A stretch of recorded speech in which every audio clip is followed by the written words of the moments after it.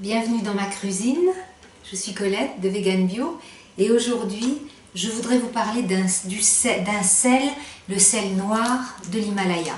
Alors des sels noirs, il y en a plusieurs.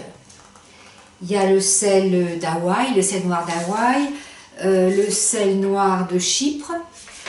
Bon, je ne vous parlerai pas de ceux-là, je ne les connais pas.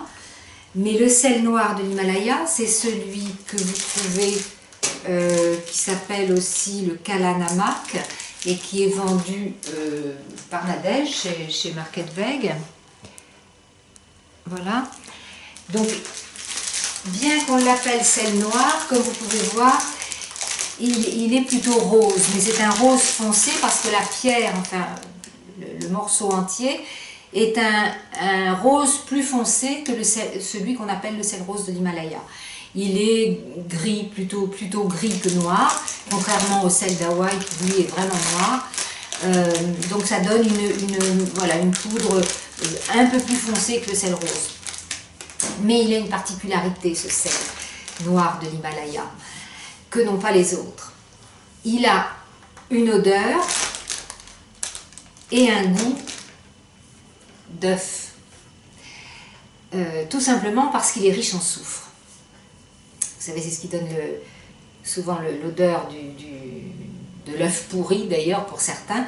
Alors, ou on l'adore, ou on le déteste. Si on n'aime pas les œufs, évidemment, on le déteste. Moi, je l'adore. Et évidemment, partout où vous allez l'utiliser, il va apporter ce petit goût d'œuf. Donc, faites attention là où vous voulez le mettre, goûtez-le.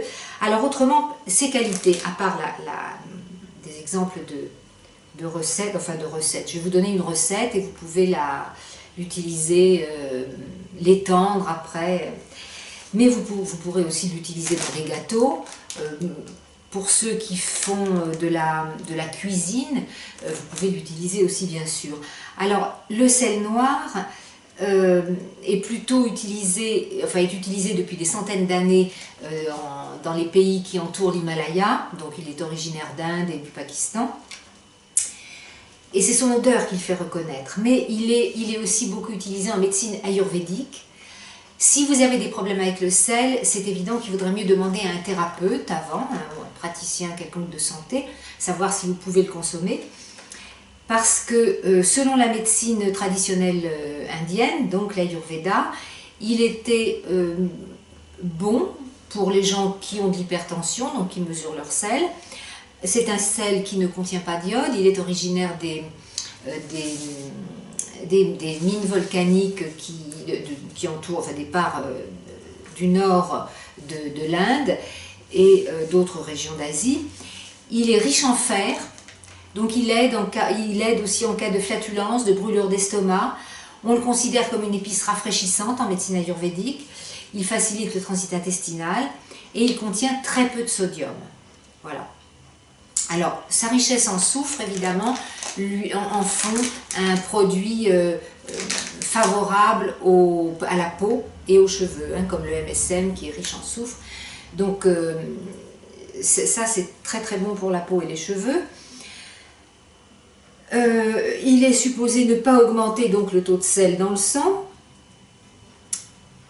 Mais, encore une fois, si vous avez des problèmes très particuliers avec le sel, bon, demandez conseil à un thérapeute.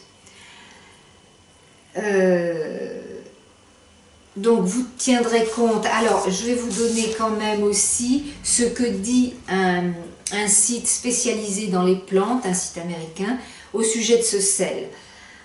Alors eux disent qu'il est efficace pour les saignements de nez, qu'il est un bon remède naturel pour les problèmes de thyroïde et les goitres. On peut prendre un bain avec le sel noir pour les problèmes de peau. Il soigne les pieds gonflés. Il aide pour guérir les problèmes articulaires.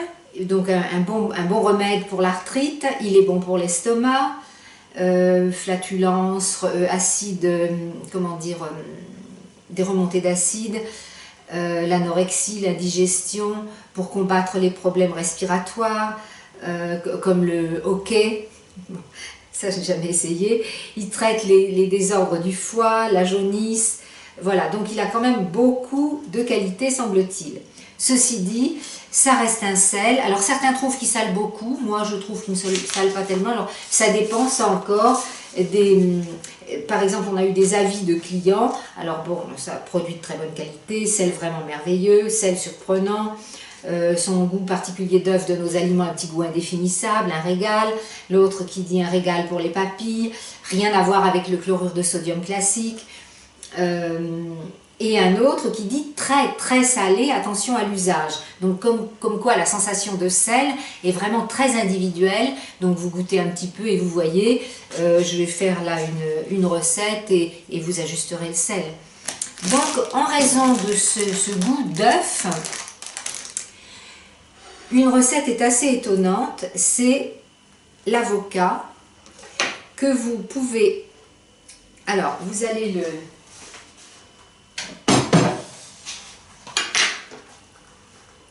écraser de l'avocat avec du sel noir.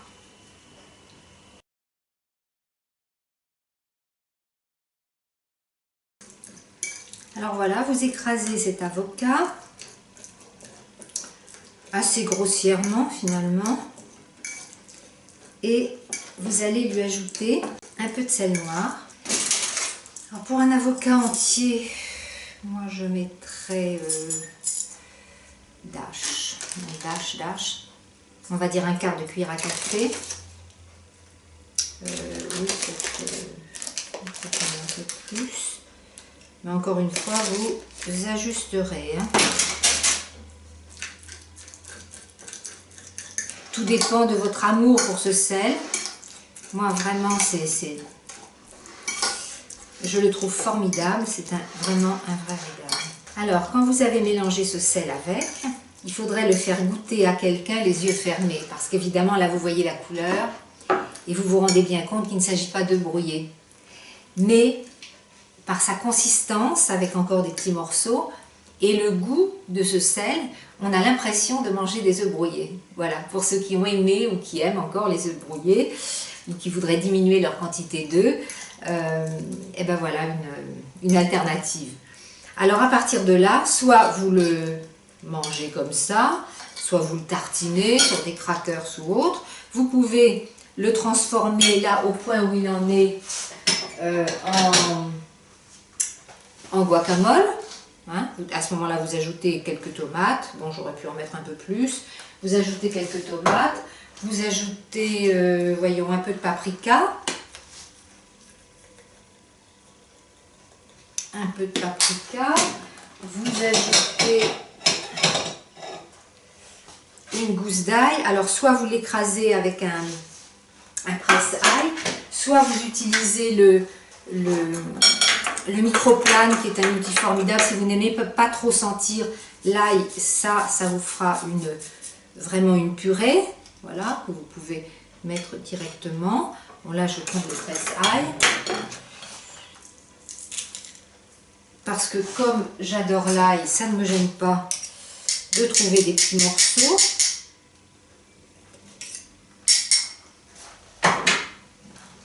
Voilà, vous mélangez tout ça. Vous pouvez mettre un peu de piment si vous voulez aussi. Vous pouvez couper les petits morceaux de tomates tout petits si vous voulez. Ça dépend de ce que comment vous allez utiliser votre guacamole. Bon, je vais mettre un peu de piment. Ça aussi, c'est quelque chose que j'aime. Bon. Pas trop, faut pas trop en mettre, mais enfin ça relève un peu. C'est très bon pour la digestion aussi. L'hiver, ça permet de réchauffer. Et là, vous pouvez soit le servir dans une coupe et chacun se sert, mais vous pouvez aussi faire des petites entrées comme ça. Vous remplissez des demi-tomates, par exemple. Voilà, ça vous fait des petites entrées. Vous le déposez sur des rondelles de concombre, bon, un peu plus joliment que ce que je suis en train de faire.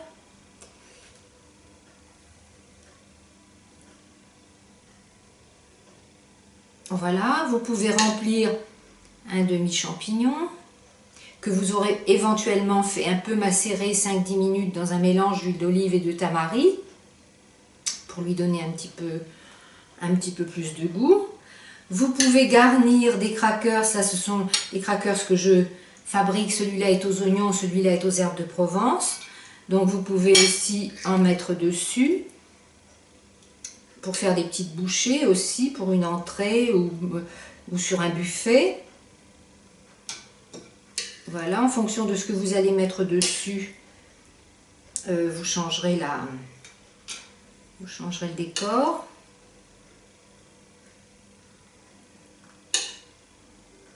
On a l'impression, à chaque fois qu'on change les décors, de manger quelque chose de différent.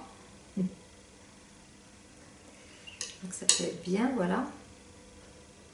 Alors après, vous pouvez mettre, soit vous mettez une petite feuille, voilà, une petite feuille verte sur les concombres, soit vous mettez un petit morceau de noix sur les crackers par exemple. Ici vous pourriez mettre un petit morceau d'olive, voilà. Voilà ce que vous pouvez faire comme entrée à partir d'un avocat et de sel noir. Mais ce sel noir, vous pouvez l'utiliser dans plein d'autres choses. Dans des cookies, les cookies crus aussi qu'on fait, au lieu d'utiliser un sel normal, vous mettez du sel noir pour retrouver ce petit goût d'œuf. Partout où vous aurez envie, même dans une sauce salade, ça peut aussi vous rappeler la salade niçoise qui n'aura pas d'œuf. Mais dans votre salade avec plein de crudités, vous mettez une sauce avec du sel noir dedans. Voilà, j'espère que je vous aurai donné envie de goûter ce sel noir si vous ne le connaissez pas déjà. Je crois que je vous ai dit à peu près toutes ses qualités. Oui, je crois. Indigestion, brûlure, voilà. Voilà, et vous pouvez toujours aller voir sur le site Market Veg, je vais remettre le lien sous la vidéo, où il y a une description de ce sel que Nadège a faite justement pour que vous sachiez exactement son utilité et son goût. Voilà, je vous souhaite une bonne dégustation et à la prochaine recette.